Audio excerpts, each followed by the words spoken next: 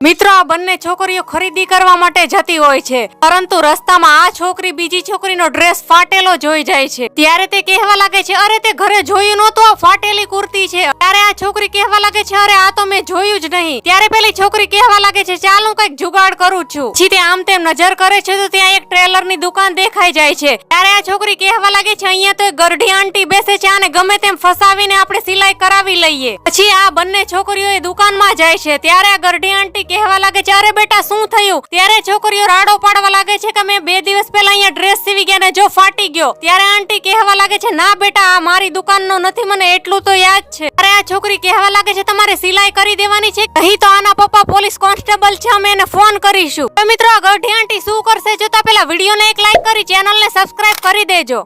પછી મિત્રો મહિલા સચ્ચાઈ જણાવે છે કે હું એક રિટાયર આઈપીએસ ઓફિસર છું ને તમે મને ફસાવવાની કોશિશ કરો છો, આ બધું કામ મારા શોખ માટે છે।